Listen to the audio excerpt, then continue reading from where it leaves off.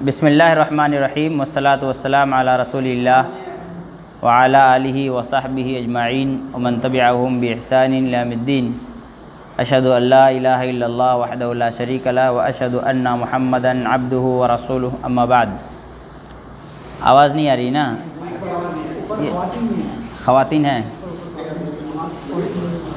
تو وہ تو ہائی پہ کیا ہوا؟ آپ بول ہی تو رہے ہیں، آ رہی آواز؟ ٹھیک۔ اس سے قبل کے درس میں اس بات پر گفتگو کیے تھے، ہمارا جو چیپٹر چل رہا ہے وہ ہے شروط و قبول العمل، عمل کے قبول ہونے کی شرطیں۔ اس میں پہلی شرط تھی خلوص، دوسرا تھا متابعت السنہ، نبی کریم صلی اللہ علیہ وسلم کی سنت کی اتباع کرنا۔ اس کے ضمن میں جو احادیث رسول اللہ صلی اللہ علیہ وسلم نے بیان کیے اور قرآن مجید میں اللہ رب العالمین نے بیان کیا ہے، اس کو نقل کیا گیا ہے۔ اس کے بعد یہاں پر ہم لوگ گفتگو یہاں تک پہنچے تھے کہ اللہ کے رسول صلی اللہ علیہ وسلم نے اپنے امت کو تمام وقتوں کے اذکار بتائے ہیں کہ بل انہ علم امتہ اذکارا لجمیع الاوقات، جتنے بھی وقت ہیں، جتنے بھی حالات ہیں انسان کی زندگی کے، ان تمام وقتوں کے اذکار اللہ کے رسول صلی اللہ علیہ وسلم سکھائے ہیں۔ گھر میں داخل ہونے، گھر سے نکلنے کے لیے، سونے سے پہلے اور جاگنے کے بعد، جو اس کے علاوہ رسول اللہ صلی اللہ علیہ وسلم کا دن میں 70 یا اس سے زائد مرتبہ استغفار کرنا، یہ اللہ کے رسول صلی اللہ علیہ وسلم لوگوں کو سکھا کر کے گئے ہیں۔ جب اللہ کے رسول صلی اللہ علیہ وسلم ہر گھڑی کے حالات کے مطابق انسان کو دعا سکھا گئے ہیں، تو پھر اپنی جانب سے کسی مزید طور طریقے کو اپنانا صحیح اور درست نہیں ہے۔ یہی کہ صاحب کتاب شیخ صالح بن سعد السحیمی حفظہ اللہ بیان کرتے ہیں۔ اس کے بعد آگے کہتے ہیں وقال اللہ تعالی مبینا عمل اولی الالباب، اللہ رب العالمین نے نیک لوگوں کے اعمال کی وضاحت کرتے ہوئے قرآن مجید میں کیا کہا؟ الذین یذکرون اللہ قیاما وقعودا وعلی جنوبہم ویتفکرون فی خلق السماوات والارض ربنا ما خلقت ھذا باطلا سبحانک فقنا عذاب النار۔ یہ سورہ آل عمران کی آیت نمبر 191 ہے، 191۔ اللہ رب العالمین نے نیک لوگوں کا، یعنی سب سے زیادہ نیک کون ہو سکتے ہیں انبیاء کے بعد؟ صحابہ اکرام رضوان اللہ علیہم اجمعین۔ ان کے اعمال کا ذکر کرتے ہیں کہ یہ کون لوگ ہیں؟ الذین یذکرون اللہ قیاما وقعودا وعلی جنوبہم۔ انسان کی زندگی کے 3 حالات ہیں، یا تو وہ کھڑا ہوگا، یا تو بیٹھا ہوگا، یا تو لیٹا ہوگا۔ سونے سے پہلے کی بات ہو رہی ہے سب، سونے کے بعد انسان کا کوئی عمل لکھا نہیں جاتا ہے، وہ کتنا بھی کیا کہتے ہیں وہ نیند کا حالت میں بڑبڑائے، اس کی کوئی کیا کہتے ہیں پوچھ گچھ نہیں ہے اللہ کے ہاں۔ تو اللہ تعالیٰ نے فرمایا کہ نیک لوگ وہ ہیں جو اللہ کو یاد کرتے، یذکرون اللہ، ذکر و اذکار کرتے ہیں، قیاماً کھڑے ہو کر، وقعوداً بیٹھ کر، وعلی جنوبہم پہلوؤں کے بل مطلب لیٹ کر کے۔ اب انبیاء کرام، صحابہ کرام اللہ کو یاد کرتے تھے، کھڑے ہو کر کے بھی، بیٹھ کر کے بھی، لیٹ کر کے بھی۔ بتانے کا مقصد ہے ہر حال میں اللہ تعالیٰ کو صحابہ کرام یاد رکھتے تھے، اللہ کا ذکر کیا کرتے تھے، اللہ تعالیٰ کو پکارا کرتے تھے۔ جب ہر حال میں، ہر گھڑی میں، ہر لمحے میں انہوں نے اللہ تعالیٰ کو پکارا، تو ہمیں کوئی بھی ضرورت پیش آئے ان کے نقش قدم پر چلتے ہوئے ہمیں ان کے طور طریقے پر ہی اللہ کو پکارنا چاہیے۔ کوئی چوتھی کیفیت تو انسان کی ہوگی نہیں، یا تو کھڑا ہوگا، یا تو بیٹھا ہوگا، یا تو لیٹا ہوگا، نماز کے حالت میں ہوگا یا غیر نماز میں ہوگا، جنگ کے حالت میں ہوگا یا دکان میں ہوگا، مکان میں ہوگا یا تو گاڑی چلا رہا ہوگا، ہر حالت میں ذکر و اذکار کے طریقے بتا دیے گئے ہیں۔ بڑی مشہور روایت ہے، اللہ کے رسول صلی اللہ علیہ وسلم جب سفر کرتے تھے اور آپ کی سواری جب اونچائی کو چڑھتی تھی تو اللہ کے رسول صلی اللہ علیہ وسلم تکبیر کہتے تھے، اللہ اکبر کہتے تھے، اور جب نیچے اترتی تھی سواری پہاڑ سے تو سبحان اللہ کہا کرتے تھے۔ معلوم ہوا لفٹ میں بیٹھ کے، لفٹ میں چڑھ کر جب آپ اوپر کی طرف جائیے گا تب آپ کیا کہیں گے؟ اللہ اکبر کہیں گے، نیچے اتریں گے تو سبحان اللہ کہیں گے۔ معلوم ہو گیا کہ اللہ کے رسول صلی اللہ علیہ وسلم کی زندگی ہمیں اپنے زندگی کے ہر ہر موڑ پر یہ سکھاتی ہے کہ اللہ کو کیسے پکارنا چاہیے، کیسے یاد رکھنا چاہیے۔ جب اتنی ساری چیزیں ڈیٹیل کے ساتھ شریعت نے بتا دی ہے تو پھر اپنی جانب سے کچھ گڑنے کی ضرورت اور گنجائش نہیں رہ جاتی ہے۔ تو پھر کہتے ہیں وَيَتَفَكَّرُونَ فِي خَلْقِ السَّمَاوَاتِ وَالْأَرْضِ، صحابہ اکرام رضوان اللہ علیہم اجمعین جہاں اللہ کو یاد کرتے تھے وہیں اللہ کے بنائی ہوئی زمین و آسمان پر غور و فکر بھی کیا کرتے تھے، اور اس کو غور کرنے کے بعد، زمین پر غور کرنے کے بعد، آسمان پر غور کرنے کے بعد نتیجہ یہ نکلتا تھا کہ ان کے زبان سے بے ساختہ یہ کلمات نکلتے تھے، ربنا ما خلقت ھذا باطلا، اے اللہ تو ان تمام چیزوں کا عبث، بیکار، لا یعنی اور بلا وجہ کا نہیں پیدا کیا ہے، سبحانک تیری ذات پاک ہے، فقنا عذاب النار، ہم تمام لوگوں کو جہنم کے عذاب سے نجات عطا کر۔ یہ اللہ کے رسول صلی اللہ علیہ وسلم کے صحابہ اکرام اور دیگر دنیا کے سبھی متقی پرہیزگار لوگوں کے اعمال اللہ رب العالمین نے قرآن مجید میں بیان کر دیے۔ یہ عمل بتلاتا ہے کہ انسان کی زندگی میں کوئی بھی گھڑی آئے وہ اللہ کو پکارنا چاہے تو ایسی صورت میں اللہ کے رسول کی حدیث میں، اللہ کے کلام قرآن مجید میں یا صحابہ اکرام کی زندگی میں اس وقت پکارنے کا صحیح طریقہ ہم کو مل جائے گا۔ ہمیں اپنی جانب سے کوئی نیا طریقہ ایجاد کرنے کی ضرورت اور گنجائش نہیں رہ جاتی ہے۔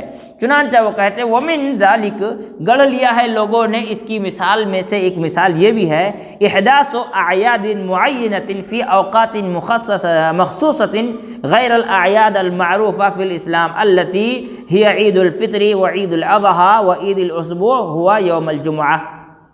کہتے ہیں لوگوں کی گڑی ہوئی چیزوں میں سے ایک چیز یہ ہے لوگوں کا مخصوص وقتوں میں عید منانا۔ یہاں اشارہ کس کے طرف ہے؟ عید میلاد النبی کی طرف ہے، یا دیگر جو عیسائیوں نے کرسمس بنایا ہے وہ بھی عیسیٰ علیہ السلام کا برڈے ہی ہے، وہ عید میلاد عیسائی عیسیٰ علیہ السلام ہے، یا دیگر قسم کے جو کیا کہتے ہیں خوشیوں کے لوگ پروگرام بناتے ہیں، مثال کے طور پر کسی کے برڈے منایا جاتا ہے، یا کیا کہتے ہیں میرج اینیورسری ہوتا ہے، ڈیتھ اینیورسری ہوتا ہے، عرس ہوتا ہے، وغیرہ وغیرہ، جو اتنے سارے بھرے پڑے ہیں ہمارے یہاں پر، تیجا، 40واں، 25واں، 50واں، 60واں، 100واں، 12واں، جتنا بھی سب چل رہا ہے، 11ویں، 12ویں، سارے جو 11ویں شریف، 12ویں شریف، یہ شریف کے نام پر سارے شریروں کو لا کے بدماشیوں کو لوگوں کو لا کے بھر دیا ہے لوگوں نے۔ شریف معنی ہوتا ہے کیا؟ اچھا، اور یہ سب کام کیا ہے؟ شریر ہے، برا ہے، نقصان دینے والی چیز ہے، شر کو لا کے شریف کا نام دے دیا ہے لوگوں نے۔ تو اسی کی طرف اشارہ ہے احداث اعیاد معینۃ فی اوقات مخصوصہ، مخصوص وقتوں میں لوگوں نے عید منانا، یعنی کسی چیز کو کہ دہرانے کا جو سسٹم لوگوں نے، عید کا معنی ہوتا ہے دہرانا کسی چیز کو، ہر سال عید آتا ہے، عید کا مطلب کیا ہے؟ دہرانا۔ تو جو آدمی نکاح کر لیا، اب وہ میرج نکاح کیا تو ٹھیک ہے ولیمہ کر لیا، اب میرج اینیورسری، اب ہر سال میرج اینیورسری دوبارہ اس کو لوٹا رہا ہے وہ آدمی۔ اسی طرح سے ایک دن بچہ پیدا ہوا، اپنی خوشی میں مٹھائی بانٹ لیا، عقیقہ کر لیا، اب ہر سال اس دن کو وہ دہرا رہا ہے، اس دن کو یاد کر کے اس کو سیلیبریٹ کیا جا رہا ہے۔ تو یہ کیا ہے؟ مخصوص اوقات میں عید متعین کرنا، یعنی خوشی کے محفل وغیرہ متعین کر لینا، جو غیر الاعیاد المعروفہ فی الاسلام، اسلام کے معروف، جانے پہچانے، بتائے ہوئے، اسلام کے سکھلائے ہوئے بہترین عیدوں کے علاوہ عیدیں ہیں۔ التی ہے عید الفطر، جو اللہ تعالیٰ نے ہمیں بہترین عید عطا کیا وہ کیا ہے؟ عید الفطر ہے، عید الاضحیٰ ہے، اور ہفتہ واری عید جو کہ جمعہ کا دن ہے۔ اللہ کے رسول صلی اللہ علیہ وسلم نے فرمایا کہ جمعہ کا دن کیا ہے؟ وہ ہمارے لیے عید ہے۔ ایک دن جمعہ اور عید ایک ساتھ ہو گیا تو اللہ کے رسول صلی اللہ علیہ وسلم نے فرمایا آج ہمارے لیے 2 عیدیں اکٹھا ہو گئی ہیں، لہٰذا جمعہ کی نماز کی جگہ تم چاہو تو ظہر کی نماز پڑھ سکتے ہو۔ تو 2 عیدیں اکٹھا ہو گئیں۔ اللہ کے رسول صلی اللہ علیہ وسلم جمعہ کو عید کا دن کہتے ہیں، وہ ہم سب جانتے ہیں مسلمانوں کی تیسری عید کون سی ہے؟ ہفتہ وار عید جمعہ کی نماز ہے۔ وما عدا ذلك من الاعیاد فهي اعیاد جاہلیۃ، کہتے ہیں اس کے علاوہ جتنی بھی عیدیں ہیں، اینیورسریز بنائی جاتی ہیں، چاہے وہ کسی بھی مناسبت سے، کسی بھی وجہ سے بنائی جاتی ہیں، خوشی کی محفلیں بنائی جاتی ہیں، یہ سب کیا ہیں؟ اعیاد جاہلیہ، یہ سب جاہلیت کے، جہالت اور جاہلیت میں فرق ہوتا ہے۔ جہالت کا معنی ہوتا ہے کسی کا نہ جاننا، جاہل ہونا۔ جاہلیت کا معنی ہوتا ہے کفر و شرک کی اتباع کرنا۔ جہالت آپ نہیں جانتے ہیں، کوئی عمل کرتے ہیں، یہ جہالت ہے، اور آپ کفار کے نقش قدم پر ان کی اتباع کرتے ہوئے ان کے طریقے کو اپناتے ہیں، اس کو جاہلیت کہتے ہیں۔ بات سمجھ میں آئی جاہلیت اور جہالت میں فرق؟ کہتے ہیں اعیاد جاہلیہ کا معنی ہوتا ہے یہ کافروں کے نقش قدم پر عمل کیے جانے والے عیدوں میں سے عید ہے۔ وما احدث فيها من العبادات فهي مردودة لكونها عبادات بدعیہ، کہتے ہیں کہ جو کچھ بھی انسان عید گڑھ لیتا ہے اپنی جانب سے، یہ ساری کی ساری چیزیں کیا ہیں؟ مردود ہیں۔ مطلب کیا ہوا ہے؟ ریجیکٹڈ ہیں۔ مردود مانے ریجیکٹڈ ہیں، لکونها عبادات بدعیہ، یہ بدعت گڑھی ہوئی نوخیز اپنے جانب سے بنائی ہوئی عیدوں میں سے ہے، عبادات میں سے ہے۔ وغیر ذالک من الاعمال التي احدثت فی الدین فینبغی للمسلمین ان یترکوها، اس کے علاوہ بھی بہت سے اعمال مسلمانوں نے دین میں گڑھ لیا ہے، تو مسلمانوں کو چاہیے کہ اس کو کیا کر دے؟ ترک کر دے، اس کو چھوڑ دے۔ وَأَن يَقْتَصِرُوا عَلَى مَا ثَبَتَ فِي الْكِتَابِ وَالسُّنَّةِ، اور جو کچھ قرآن اور حدیث سے ثابت ہے اسی پر اختصار کرے، اسی پر کیا ہو، اسی کو کافی سمجھے اور اسی پر منحصر رہے، اس کے علاوہ چیز کی طرف توجہ نہ دے۔ وَلَنَا فِي أَصْحَابِ الرَّسُولِ وَفِي أَصْحَابِ رَسُولِ اللَّهِ صلی اللہ علیہ وسلم أُسْوَةٌ حَسَنَةٌ، اور ہمارے لیے اللہ کے رسول صلی اللہ علیہ وسلم کے صحابہ اکرام کی زندگی میں بہترین اسوہ ہے، بہترین نمونہ ہے۔ ہمارے لیے اللہ کے رسول صلی اللہ علیہ وسلم کے صحابہ اکرام کی زندگی میں بہترین نمونہ ہے۔ اب دیکھیں قرآن مجید میں اللہ تعالیٰ نے صحابہ اکرام کو ہمارے لیے نمونہ کہا۔ قرآن مجید میں کئی جگہ اللہ رب العالمین نے فرمایا فَإِنْ آمَنُوا بِمِثْلِ مَا آمَنْتُمْ بِهِ فَقَدْ اهْتَدَوْا۔ سورہ بقرہ میں اللہ تعالیٰ نے فرمایا کہ لوگ فَإِنْ آمَنُوا، اگر لوگ ایمان لائیں۔ ہم لوگ کیا پڑھتے ہیں؟ فرسٹ پرسن، سیکنڈ پرسن اور تھرڈ پرسن پڑھتے ہیں نا۔ فرسٹ پرسن جو بولتا ہے، سیکنڈ جو سنتا ہے، اور تھرڈ جس کے بارے میں بتایا جا رہا ہے، جو سن لے رہا ہے، بھوشیہ میں ہو سکتا ہے۔ تھرڈ پرسن قرآن میں جتنے بھی تھرڈ پرسن کے الفاظ ہیں وہ قیامت تک پیدا ہونے والے ہر انسان ہیں۔ اللہ نے کہا فَإِنْ آمَنُوا بِمِثْلِ مَا آمَنْتُمْ، فرسٹ پرسن کون ہوا؟ اللہ تعالیٰ، کیونکہ اللہ تعالیٰ بول رہا ہے بِمِثْلِ مَا آمَنْتُمْ، جیسے تم ایمان لائے ہو۔ یہ پلیورل ورڈ ہے، صیغہ کس کا ہے؟ جمع کا ہے۔ اللہ کے نبی تو ایک تھے، تو پلیورل کا لانے کا وجہ کیا ہے؟ جمع کا صیغہ، مطلب جو صحابہ اکرام ہیں ان کو خطاب کیا جا رہا ہے، جو آمن تم، جس طرح تم ایمان لائے ہو، جس طرح تم ایمان لیے ہو، قبول کیے ہو۔ تو کون لوگ ہیں وہ سارے کے سارے؟ جو سامنے موجود ہیں۔ سیکنڈ پرسن جو ہے، جو سن رہے ہیں، جن کے اوپر یہ تلاوت کی جا رہی تھی، سیکنڈ پرسن۔ آمنو میں وہ لوگ داخل ہیں، کون؟ اگر وہ ایمان لائے، جن کے بارے میں کہا جا رہا ہے۔ کا مطلب یہ ہے کہ جب یہ آیت نازل ہوئی اس وقت جو لوگ صاحب ایمان تھے، ان کے طرح بعد میں آنے والے لوگ اگر ایمان لائیں گے فقد اہتدوا، تو وہ ہدایت پر ہوں گے۔ تو معلوم یہ ہوا کہ دنیا والوں کو ہدایت کے لیے ضروری یہ ہے کہ وہ اسی طرح ایمان لائیں جس طرح صحابہ اکرام رضوان اللہ علیہم اجمعین ایمان لائے تھے۔ اسی کو کہا گیا ولنا، اور ہمارے لیے، فی اصحاب رسول اللہ صلی اللہ علیہ وسلم، رسول اللہ صلی اللہ علیہ وسلم کے صحابہ اکرام کی زندگی میں کیا ہے؟ اسوۃ حسنہ، بہترین اسوہ ہے۔ وہ مثال دیتے ہیں ایک مختصر عبارت کی، سنن دارمی کی حدیث ہے۔ کہتے ہیں کہ فہذا عبداللہ ابن مسعود، یہ عبداللہ ابن مسعود ہیں، یعنی کہتے ہیں مثال کی طرح عبداللہ ابن مسعود رضی اللہ تعالیٰ عنہ ہیں۔ حینما سمع ان جماعتا یجتمعون بعد صلاة المغرب، کہ کچھ لوگ ایسے ہیں جو مغرب کے نماز کے بعد جمع ہو جاتے ہیں، اکٹھا ہو جاتے ہیں، فی کل یوم، ہر روز، وَيُرَدِّدُونَ التَّكْبِيرَ وَالتَّحْلِيلَ وَالتَّسْبِيحَ، اور وہ دہراتے ہیں تکبیر مانے اللہ اکبر، تحلیل مانے لا الہ الا اللہ، تسبیح مانے سبحان اللہ کو، بِصَوْتٍ جماعی، اجتماعی شکل میں، سب لوگ مل کر، چلو سب مل کر سبحان اللہ، پھر سب لوگ اللہ اکبر، پھر لا الہ الا اللہ۔ ابھی میں حدیث پڑھ کے سناؤں گا، سنن دارمی کی حدیث ہے، اسی کے حوالے سے یہاں پر بیان کیا گیا ہے۔ تو کہتے ہیں تو جا حضرت عبداللہ بن مسعود آئے، وَأَنْكَرَ عَلَيْهِمْ، اور ان لوگوں کو کیا کہا؟ ڈانٹا۔ انکر علیہم مطلب یہ ہوا کہ ان لوگوں کے اس عمل کا انکار کیا، مطلب ان کو ڈانٹا، ان کو ڈپٹا، ان کو نصیحت کی۔ وقال، اور کہا، وَاللَّهِ لَقَدْ جِئْتُمْ بِبِدْعَةٍ ظُلْمًا، تم لوگ ظلم کرتے ہوئے بدعت لے کر کے آئے ہو۔ وَفَضِلْتُمْ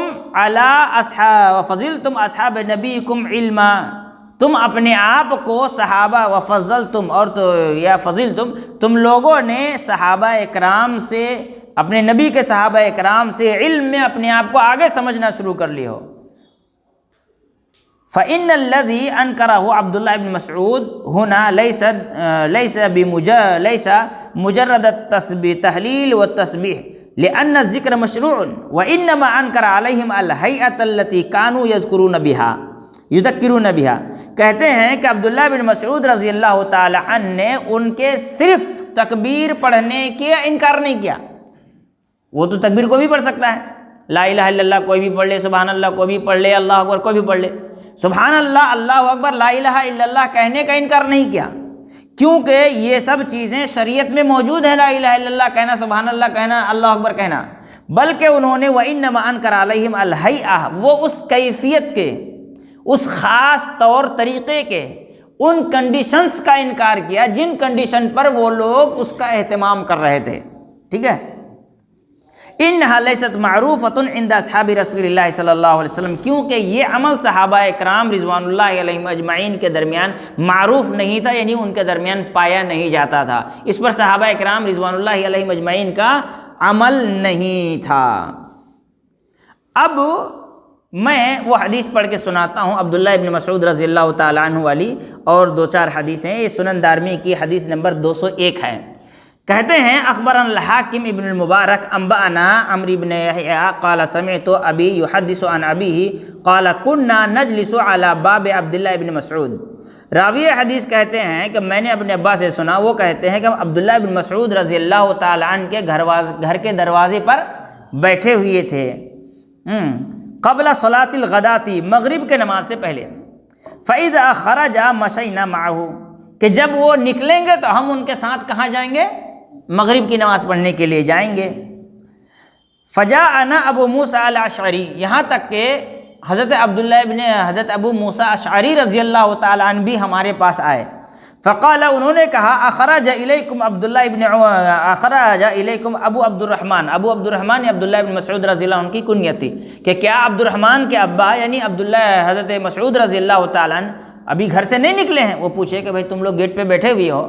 دیکھیے یہ صحابہ اکرام کے پاس علم حاصل کرنے لوگ آئے، علم حاصل کرنے آئے تو کیا کرتے ہیں؟ مغرب کے نماز سے پہلے دروازے پر آ کر بیٹھے ہوئے ہیں کہ جب وہ نکلیں گے تو ان کے ساتھ چلتے ہوئے ہم لوگ مسجد جائیں گے، اور بیچ راستے میں جو بھی حدیثیں پڑھائیں گے ہم کو سنائیں گے، ہم لوگ اس کو سن کر سیکھیں گے.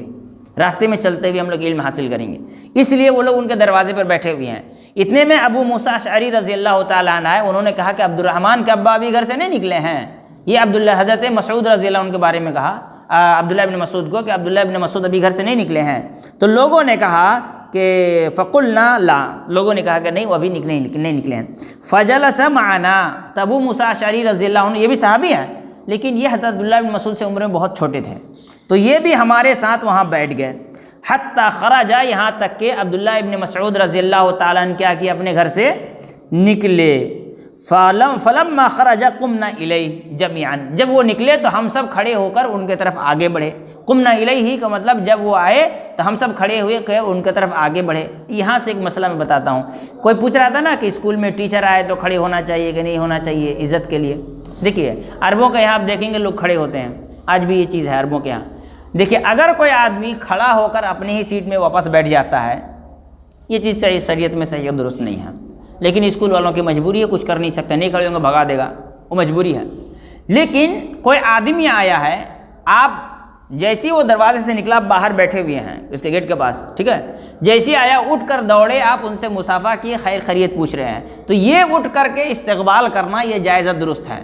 اپنی جگہ پہ کھڑے ہو کر کے بیٹھنا یہ صحیح نہیں ہے، لیکن آپ اٹھے کھڑے ہوئے ان کے پاس گئے، مصافحہ کیے، اس کے بعد آپ ان سے خیر خیریت دریافت کیے، اس کو استقبال کرنا کہتے ہیں. یہ چیز صحیح اور درست ہے، جیسا کہ یہاں ابو موسیٰ اشعری رضی اللہ عنہ اور دوسرے یہ صحابی اور کچھ تابعین اعظام حضرت عبداللہ بن مسعود رضی اللہ تعالیٰ عنہ کے استقبال میں کھڑے ہوئے، ان کے پاس گئے، ان سے ملے. تو یہ اٹھ کر کے جانا، ان کے پاس جا کے مصافحہ کرنا، ان سے ملنا، یہ چیز صحیح ہے، جیسا کہ شیخ ابن باز رحمۃ اللہ علیہ کا بھی اسی پر یہی فتویٰ ہے. جیسی وہ نکلے تو پھر ایسی صورت میں فقال له ابو موسیٰ اشعری رضی اللہ عنہ کہا یا ابا عبد الرحمن، اے عبد الرحمن کے ابا، انی رأیت فی المسجد آنفا امرا، میں نے ابھی مسجد میں کچھ چیزیں دیکھی ہیں، ٹھیک ہے، انکرتہ، جو مجھے ناپسند ہوا، مجھے ناگوار گزرا، ٹھیک ہے، ولم ارا واللہ والحمد للہ الا خیر، یہ کتنا خوبصورت جملہ ہے ابو موسیٰ اشعری رضی اللہ عنہ کا. کہتے ہیں کہ میں نے کچھ چیزیں ایسی دیکھی جو مجھے ناپسند ہوئی، لیکن اللہ کے فضل سے اس میں صرف خیر نظر آتا ہے. کیا کہا؟ اس میں خیر نظر آیا مجھ کو، لیکن مجھ کو وہ چیز ناپسند ہے. اس کا مطلب بدعت جو ہوتا ہے نا، وہ دکھنے میں بڑا اچھا ہوتا ہے لیکن وہ صحیح نہیں ہوتا. تو کیا کہتے ہیں؟ کہتے ہیں کہ انی رأیت فی المسجد آنفا امرا انکرتہ، میں نے ابھی مسجد میں کچھ چیزیں ایسی دیکھی جو مجھ کو ناپسند ہوئی ہیں. ولم ارا والحمد للہ الا خیر، اور اللہ کے فضل سے مجھے اس میں صرف خیر نظر آ رہا ہے. فقال ابو موسیٰ کیا کہتے ہیں، کہاں چلا ہے، الا الخیر. قال فما ہوا، تو حضرت عبداللہ بن مسعود نے پوچھا وہ کیا چیز جو تم دیکھ کے آئے ہو؟ تو کہتے ہیں ان عشت فستراہ، اگر آپ چلیں گے تو آپ بھی اس کو دیکھ لیں گے ابھی چل کر کے.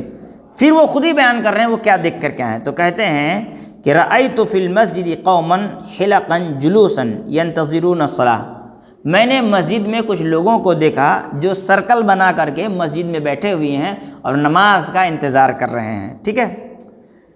وفی کل حلقۃ رجل، اور ان میں ہر ایک سرکل میں کئی سرکل بنا کے حلقہ بنا کے بیٹھے ہوئے ہیں، ان میں سے ہر ایک حلقے میں ایک آدمی ہے. وفی یدہم حصا، جن کے ہاتھوں میں کیا ہے؟ کنکر ہے، چھوٹا چھوٹا پتھر کا ٹکڑا ہے. ٹھیک ہے. پتھر کا ٹکڑا گننے کے لیے رکھتے ہیں نا، کرکٹ کھیلتے ہیں تو وہ امپائر بال نہ بھول جائے کتنا بال ہوا، اس لیے 6 کنکر ہاتھ میں لیے رہتا ہے، ہاتھ میں سد گنتے 1 بال ہو گیا تھا تاکہ پتہ چلے نا کتنا بال ہوا ہے. تو وہ بھی کنکر لیے ہوئے تھے ہاتھ میں تاکہ وہ دیکھیں کہ گن رہے تھے. ٹھیک ہے. ہر ایک کے ہاتھ میں پتھر ہے. فیقول کبروا 100، وہ کہتا ہے چلو اللہ اکبر کہو 100 مرتبہ. تو سب لوگ وہی ایک پتھر رکھ کے اللہ اکبر اللہ اکبر اللہ اکبر، ایک ایک پتھر پھینک کر کے تاکہ گنتی میں گڑبڑی نہ ہو، 100 مرتبہ اللہ اکبر کہتے ہیں. فیقول، جب وہ ہو جاتا تھا تو کہتے تھے حللوا 100، کہتے ہیں آپ کو لا الہ الا اللہ کہو. پھر وہ لوگ 100 مرتبہ لا الہ الا اللہ کہتے تھے. پھر ہو گیا تو کہا سبحوا 100، سبحان اللہ کہو 100 مرتبہ. فیسبحون 100، لوگ کہتے ہیں.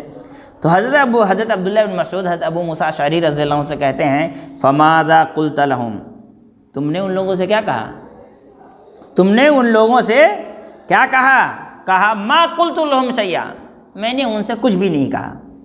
انتظار رأیک و انتظار امرک، آپ کی رائے اور آپ کے حکم کے انتظار میں ان لوگوں سے میں نے کچھ نہیں کہا. ابو موسیٰ اشعری رضی اللہ عنہ صحابی ہیں، ٹھیک ہے، لیکن عمر میں چھوٹے ہیں.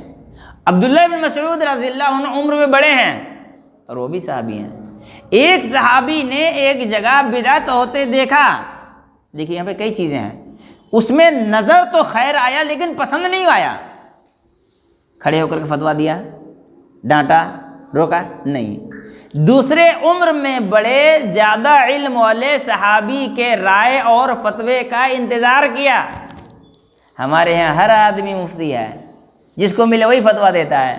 کسی نے کہا کہ جی اہل حدیثوں میں مفتی ہے، میں نے کہا کہ جا کے کہہ دو اہل حدیث میں ہر آدمی مفتی ہے، جس کو دیکھو وہی فتویٰ جھاڑ رہا ہے. یہ ہوتا ہے احترام، یہی ہوتی ہے ذمہ داری. آپ کے پاس کوئی مسئلہ آتا ہے تو آپ کھڑے ہو کر فتویٰ دینے سے بہتر ہے کہ آپ جو لوگ علم والے ہیں ان سے رابطہ کریں، نہ کہ آپ خود ہی فتویٰ جھاڑنا شروع کر دیں. بھائی ہم تو نہیں بتا سکتے، ہمارے جو بڑے علماء ہیں ان سے بات کریں گے.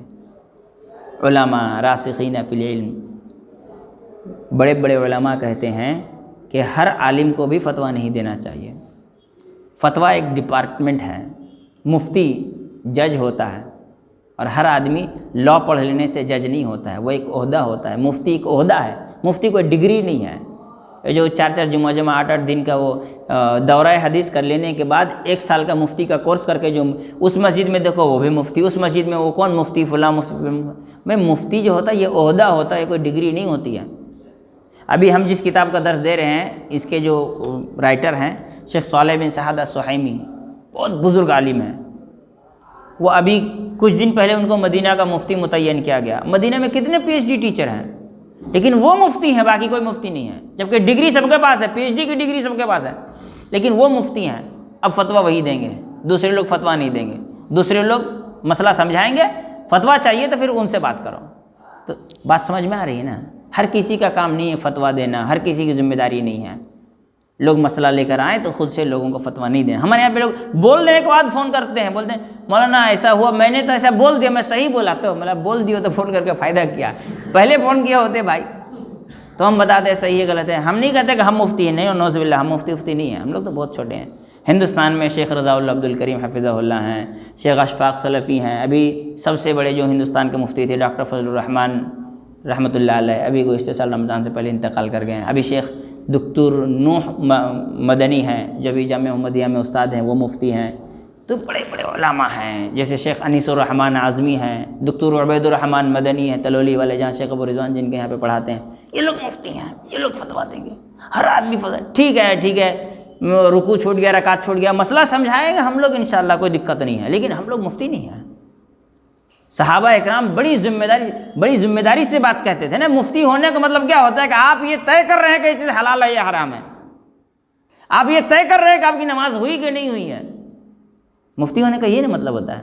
تو عبداللہ ابن عباس, حضرت عبداللہ ابن مسعود رضی اللہ تعالی عنہ سے حضرت ابو موسیٰ اشعری کہتے ہیں کہ میں آپ کے رائے کا, آپ کے فیصلے کے انتظار میں تھا, اس لیے میں نے ان سے کچھ بھی نہیں کہا. دیکھ رہے ہیں, ایک صحابی ہیں اور دوسرے صحابی کا انتظار کر رہے ہیں. ہمارے یہاں پہ آدمی کچھ چھوڑے یعنی, میں ہمیشہ کہتا ہوں 1.5 لائن کا مولوی اور 2.5 لائن کا مفتی ہمارے یہاں بہت ہیں. وہ بھی فتویٰ دیتے ہیں جن کا آیت پڑھنا نہیں آتا, وہ خالی آیت نمبر سے فتویٰ دیتے ہیں. بولے سورہ آل عمران آیت نمبر 36 میں مولانا لکھا ہوا ہے. بولے کیا لکھا ہوا ہے؟ بولے ہے نا اس میں کیا تو لکھا ہوا ہے. بولے کیا ہے بھائی, آیت تو پڑھ, آیت نہیں پڑھنی آتی وہ مفتی ہیں. تو اس سے انسان کو پرہیز کرنا چاہیے, ہر آدمی مفتی نہیں بن جانا چاہیے. ہمارے یہاں خاص کر میں بولتے ہیں جو برادرس لوگ ہیں, یہ تو لٹیا ڈبونے والے لوگ ہیں, کشتی میں سوراخ کرنے والے لوگ ہیں. ہاں, ایک برادر عمران ہے حیدرآباد کا, اللہ تعالیٰ اس کو ہدایت دے.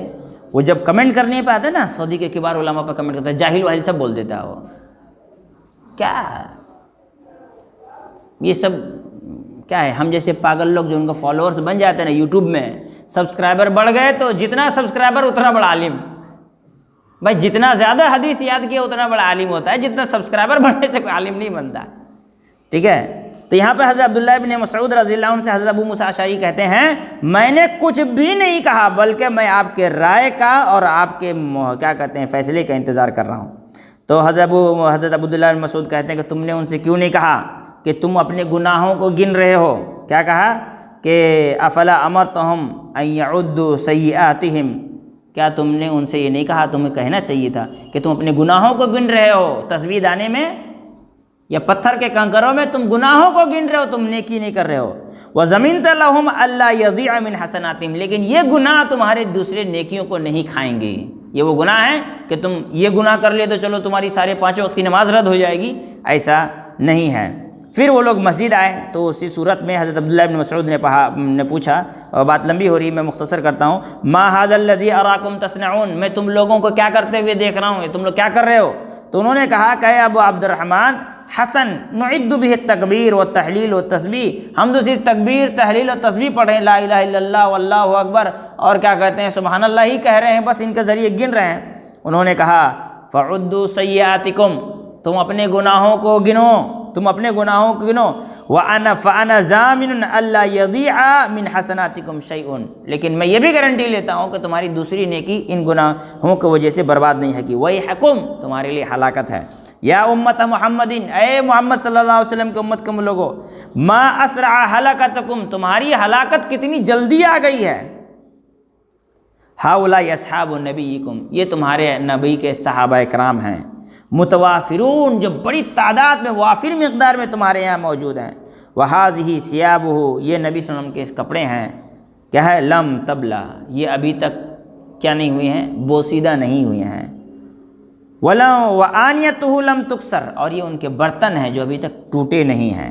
ٹھیک ہے. والذی نفسی بیدہ, اللہ کی قسم, جن کے اس ذات کی قسم جس کے ہاتھ میری جان ہے, انکم لعلی ملۃ ہی اہدی من ملت محمد او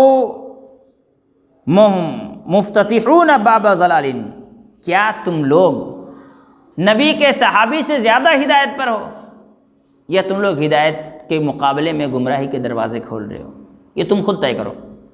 اگر تم نبی کے صحابی سے زیادہ ہدایت پر ہو تب تمہارا عمل ٹھیک ہے, اور اگر تم نبی کے صحابی سے زیادہ ہدایت پر نہیں ہو تو یقیناً تم گمراہی کے دروازوں کو کھول رہے ہو، تم فتنوں کو، بدعات کو اندر آنے کے لیے راستہ دے رہے ہو، جگہ دے رہے ہو۔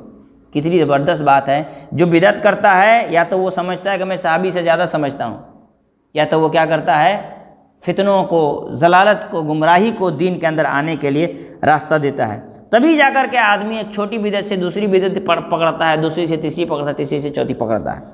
اس کے بعد کیا کہا انہوں نے، واللہ یا ابا عبد الرحمن ما اردنا الا الخیر۔ اللہ کے رسول صلی اللہ علیہ وسلم کے صحابی حضرت حضرت عبداللہ مسعود سے لوگ کہتے ہیں کہ ہمارا ارادہ کوئی گناہ کا نہیں ہے، ہم تو صرف اور صرف نیکی کے نیت سے آئے ہوئے ہیں۔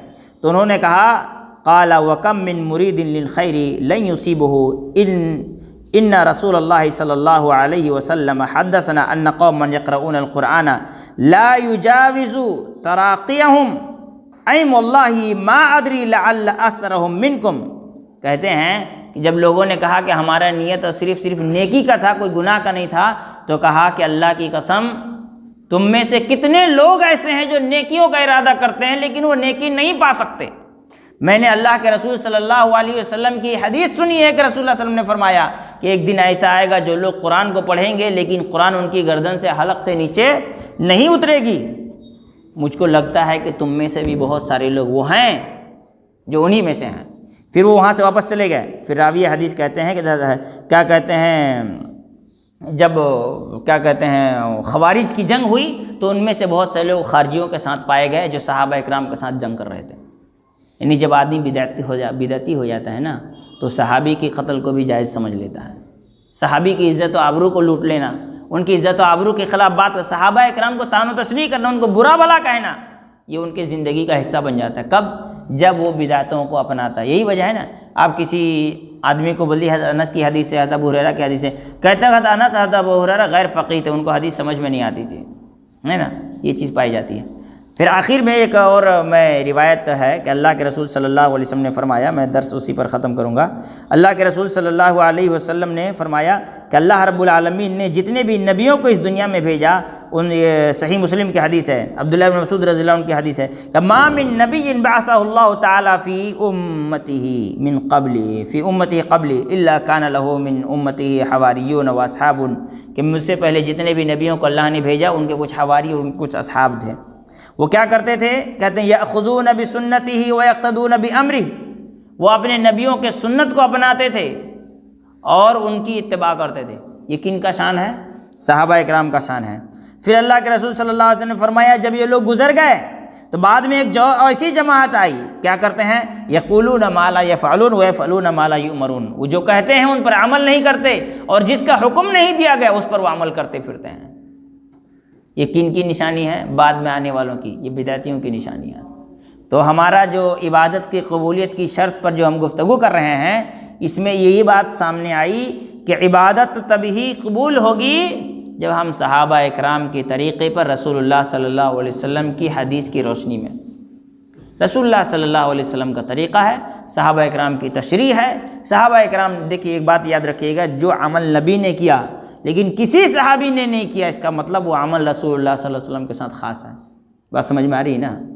یہی حد فاصل ہے، یہی فرق کرنے والی چیز ہے۔ نبی کے طریقے پر عمل کرنا ہے، ٹھیک، نبی کے طریقے پر ہی عمل کرنا ہے، لیکن نبی کے طریقے کو صحابی سے زیادہ کوئی نہیں سمجھ سکتا ہے، کیونکہ انہوں نے نبی کی زندگی کو اپنا اوڑھنا بچھونا بنا رکھا تھا۔ انہوں نے نبی کے طور طریقے کو اپنی زندگی کے ہر خوشی سے زیادہ ضروری سمجھا تھا، لہذا صحابی کے طریقے پر ہی نبی کی زندگی کو اپنایا جائے گا۔ ہم اپنی مرضی سے صحابہ اکرام کے طریقے پر عمل کریں گے تو یہ صحیح نہیں ہوگا۔ اور شیخ رضا اللہ عبدالکریم حفظہ اللہ کہتے ہیں کہ غیر مقلد مت بنو، اہل حدیث بنو۔ غیر مقلد مت بنو، اہل حدیث بنو۔ میں نے کہا ان دونوں میں فرق کیا ہے؟ کہ غیر مقلد وہ ہوتا ہے جو اپنی مرضی سے حدیث کو سمجھتا ہے، اور اہل حدیث وہ ہوتا ہے جو صحابہ اکرام کے ہدایت، ان کے تعلیمات کی روشنی میں نبی کے حدیثوں کو سمجھتا ہے۔ تو اہل حدیث کی خوبی یہ ہے، کیا ہے؟ کہ صحابہ اکرام کے تعلیمات کی روشنی میں، ان کی تشریح کی روشنی میں، ان کی توجیہ کی روشنی میں نبی کریم صلی اللہ علیہ وسلم کے حدیثوں کو سمجھنا ہے۔ یہ مین مسئلہ ہمارے سامنے ہے۔